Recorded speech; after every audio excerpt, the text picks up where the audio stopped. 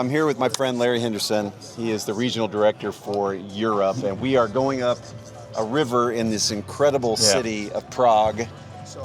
Just such a gorgeous place. But, you know, Larry, we're here this week. We're here with a group of pastors, and we're talking missions, and we're talking gospel access. Right. And a lot of people, when they think of Europe, they think, Europe is already reached, you know? And, I mean, I would put myself in that category. Sure. Why is Europe important when we think about gospel access, and why should we, as Christians, care to be sending missionaries and spending missions dollars here? Yeah, thanks for allowing us to respond to that question. I mean, this week we've talked about a lot of things. One of them was, many times in the U.S. we equate missions with poverty. You know, even one of our presenters was talking about on your placemat at a missions banquet, you know, you have these guys that are from exotic places, you know, and you're like, oh, that's missions. And then the guy who represents Europe looks like your worship pastor, you know. Skinny jeans. Exactly. So, but the reality is, it's not about lostness. We have lostness in the U.S. And half the U.S. is considered, you know, lost. So the reality is back to the same questions we would ask in any region of the world, and that is there gospel access? And I think that's where the misconception of Europe is, that because there are these big cathedrals, these state churches that existed hundreds of years ago, that maybe they've already had the gospel, or that they're already a large percentage Christians. So at the end of the day, the reality is in Europe, we're right here in the heart of Prague. You know, we've been in Poland, we've been in Czech Republic, places where 0.028 0.7% are evangelical born-again believers. And so it's all about bringing gospel access, because the Europeans, we say it often, they don't know someone who knows someone who knows someone who could tell them about Jesus. So that means there's probably not, your grandmother's not going to be praying for you, or a friend who invites you to youth group. And so the reality is the same here as it is everywhere. It may look different, and it may look a lot like modernized, like we would consider in the U.S., but the reality is everyone you walk by on the street, again, those numbers of less than 1%, less than 2%, don't know Jesus.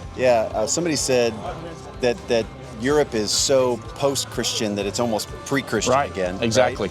And so, you know, but when I walk along the streets here, I feel comfortable, Like I feel at home. Whereas maybe in other parts of the world, it's so culturally different. Exactly. And so I think that's hard for our brains to grasp. It is. At times. But when you talk about gospel access, I think, you know, what you said is so important. It's about having the opportunity to hear the good news of Jesus. And the truth of the matter is, this would be up there with one of the most unreached places on planet Earth. It really is. And again, there are more Christians in certain places, not to diminish those places, but or the emphasis of needing missionaries or needing the gospel there. But, you know, we have same percentages here, and even lower percentages than you would see in many places around the world, where you would consider that's a place where we must send missionaries in the Middle East, or even in places in Africa. You know, the reality is we're seeing a change, though, in this generation. Right now, there's a big news article that's going around about the revival that's taking place in the UK. It's happening among young people.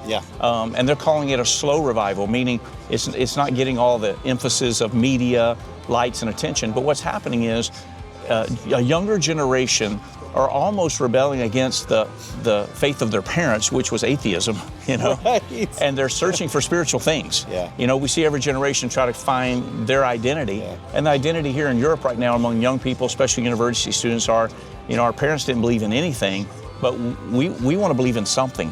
And they're searching, whether it's New Age, whether it's Buddhism, or whether it's Christianity. So in our secular culture, this is the prime moment for us in Europe to lean in and say, we want to bring gospel access to people, especially in a generation that are searching for truth.